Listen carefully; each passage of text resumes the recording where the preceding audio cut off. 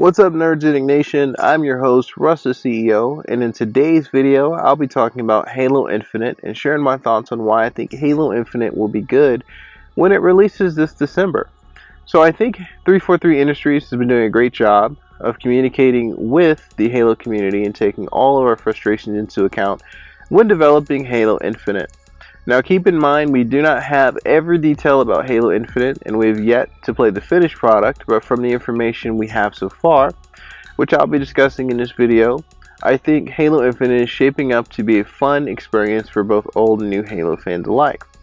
Now if you enjoy this type of content, please be sure to give this video a like and subscribe to see more content from myself as well as the rest of the Nerdgetic team. So without further ado, let's talk about Halo Infinite.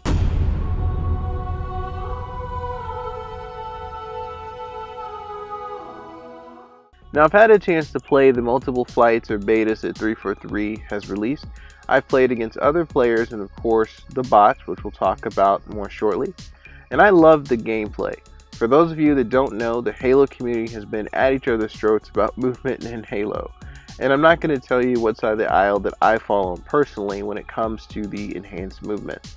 But let's just say that Halo Infinite's movement style should appease both sides. On the one hand, Spartans no longer have thruster packs as they did in Halo 5, and instead players can move or find movement power-ups on the map. And I welcome this change. I think it really helps to bridge the divide between those that love the enhanced movement and those that don't. And even without any thrusters, the gameplay is fast, and with the new map design and style, you'll never have any trouble moving throughout the map.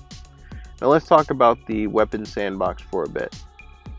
The weapon sandbox in Halo Infinite, from what I've played as well, it's okay. But I know that we're only using a fraction of what will be available upon release. All of the classic weapons do feel true to form, such as the Needler and the rocket launcher, and many of the new weapons do fit in nicely with the sandbox. But I did find myself sticking with classics like the battle rifle and the assault rifle during my time with the game. And next we'll talk about bots. So the bots are a much welcome change to Halo Infinite. From what I've learned, the bots will serve a few different purposes. Most notably, they're here to fill in for players that leave a match early. You can also set up practice matches between bots, which is a feature I absolutely love. The bots have a varying degree of difficulty and are designed to play as close to players as possible. Fun fact, I even heard that there were bots teabagging players. Now, I would probably throw my entire console away if I were to be teabagged by a bot, but after playing against them for some time, I can confirm that they will be a great warm-up and a great way for you to get even better in the game.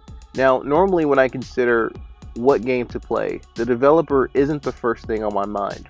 As fans will know, 343 has received much negative feedback for things they've done in the past, but after watching the presentation and jumping into the game, you can really tell that the team over at 343 is passionate about creating a product that we will all love.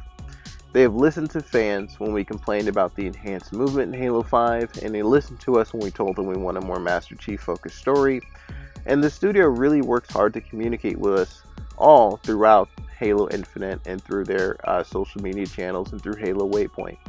I personally love their commitment when it comes to Halo Infinite. Whether their announcements are positive or negative, they are extremely transparent, and this lets me know that Halo Infinite is in good hands. And the last thing we'll talk about here, which I think is probably one of the most important things about Halo Infinite, is that it's free to play.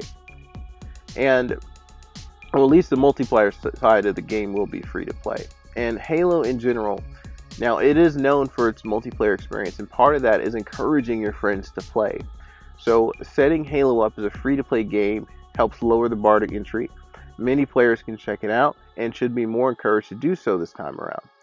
Now 343 has already informed us of the competitive side of the multiplayer, but the social side of Halo is where some of my greatest memories have been formed. Even though we still do not know all of the modes that will be returning in Infinite, if this title follows the other games in the franchise, there will be no shortage of fun ways to play with your friends when Halo Infinite releases. That's it for the video today, guys. I really hope you enjoyed it. But now it's time to hear from our community. Will you be playing Halo Infinite when it releases? And do you think it will be good? Feel free to let us know in the comment section down below. And if you're looking for additional content to watch, be sure to check out the latest History Of video by Aaron, where he goes over the comic book history of some of your favorite characters there.